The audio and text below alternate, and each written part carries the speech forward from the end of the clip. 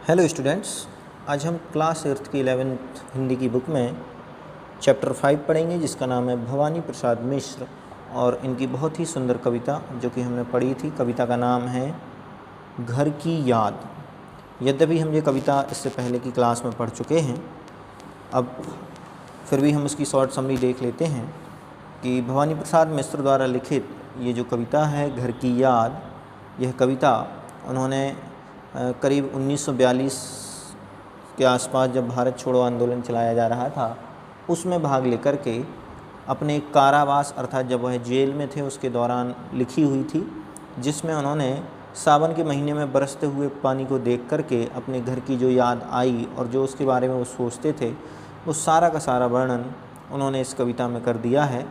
तो ये कविता घर की याद भवानी प्रसाद मिश्र जी द्वारा जेल में बैठ कर के लिखी हुई कविता है, जिसमें वह सभी को याद करते हुए सावन के बारिश से कहते हैं कि तुम जाकर के मेरे पिताजी को ढांढस बनाना, तसल्ली देना कि मैं यहाँ बहुत अच्छे से हूँ, अच्छे से खेलता हूँ, खाता हूँ, पीता हूँ, दौड़ता हूँ, उनको कोई भी नेगेटिव बात मेरे बारे में मत कहना। इस प्रकार से इस कविता का हमने सारांश यहाँ देखा है। अब उसके बीच के मैटर में क्या है और प्रश्न उत्तर में क्या पूछा हुआ है, चलिए हम सीधे देखते हैं। यहाँ पर इसके क्वेश्चन आंसर देखते हैं कि क्वेश्चन आंसर में यहाँ क्या बताया गया है।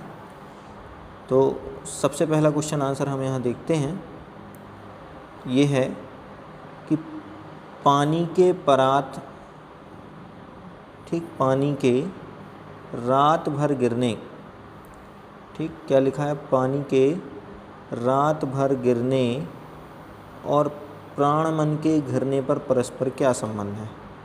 तो देखिए, रात भर वर्षा होने से कवि को अपने घर की याद आ गई, उसे घर के सदस्यों के साथ हंसी खेल करते हुए मनोरम दिन याद आ जाते हैं और वह उसके परिणाम स्वरूप अपने अर्थात वह अपने प्राणों में और अपने मन की यादों में खो जाता है, समा जाता है, ये यहाँ पर बताया है।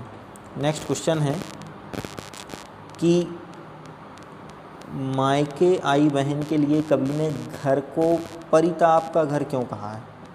देखिए, बहन बड़ी उमंग के साथ अपने मायके आई होगी, उसने सोचा होगा कि पिता के घर जाकर अपने भाइयों बहनों से मिलूंगी, परंतु वहाँ जाकर उसे पता चला कि उसका छोटा भाई भवानी जेल में है, उसे बहुत दुख हुआ।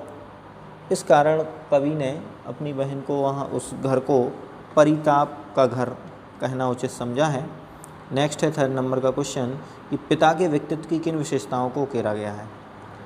तो भवानी जी के जो पिताजी थे वह देखिए इतनी स्फूर्ति थी तो उनको बहुत बलिष्ठ और साहसी प्रवृत्ति का बताया है। वह बहुत जल्दी दौड़ दौड़ कर अपना काम किया करते थे, ठीक। उनकी आवाज़ में शेर जैसी आज भी दहाड़ थी, उम्र भी युवाओं जैसी थी और उदार हृदय मतलब भवानी प्रसाद मिश्र के जो पिता थे उनका हृदय इतना विशाल था, बहुत सरल थे, जल्दी भावुक भी हो जाया करते थे, लेकिन अपने 5 पुत्रों में, पुत्र बधुओं में और पोतों में वे सबसे गहरे जुड़े हुए थे।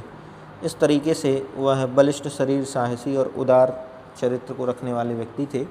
नेक्स्ट है फोर्थ नंबर कि निम्नलिखित पंक्तियों में बस शब्द के प्रयोग की विशेषता बताइए। मैं मज़े में हूँ सही है, घर नहीं हूँ बस यही है, किंतु यह बस बड़ा बस है, इसी बस से सब बिरस है। देखिए, बहुत ही अच्छा चित्रण यहाँ पर कवि ने इस कविता में बस शब्द को लेकर के किया गया है। तो यहाँ जो बस शब्द का प्रयोग किया गया है, ये बस का अर्थ है केवल, मात्र या एक छोटी सी मामूली सी बात के लिए इसका प्रयोग हुआ है, इसलिए घर नहीं है। एक बस का प्रयोग तो है घर नहीं है, ठीक, एक का है कि यही है, ठीक, या इतनी मामूली सी बात है कि मैं जेल में हूँ, घर में नहीं हूँ।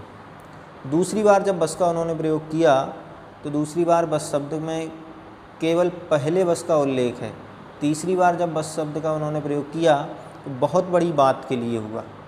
इस प्रकार कवि ने एक ही शब्द को विभिन्न स्थितियों में और विभिन्न दशाओं में एक साथ एक ही शब्द का प्रयोग करके अलग अलग रूप में भिन्न भिन्न अर्थ दिए हैं, जो कि शब्द बलाघात से प्रकट होते हैं। शब्द बलाघात का मतलब होता है वर्ड स्ट्रेस।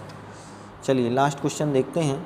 कविता की अंतिम 12 पंक्तियों को पढ़कर कल्पना कीजिए कि कवि अपनी किस स्थिति व मनोस्थिति को अपने परिजनों से छिपाता है।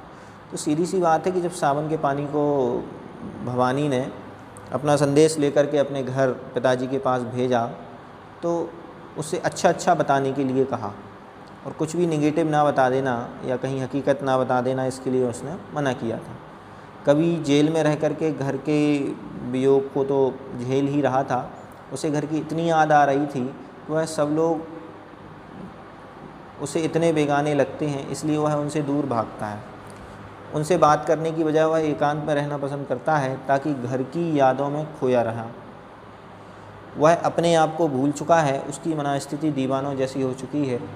कुछ ऐसी स्थितियां हैं जिसे वह बारिश के साबन से मना करता है कि तुम्हें इन्हें जा कर के हमारे घर नहीं बताना है। इस प्रकार से ये घर की याद भवानी प्रसाद मिश्र जी द्वारा लिखित जो कविता है उसके प्रश्नोत्तर यहाँ पूर्ण होते हैं। धन्यवाद।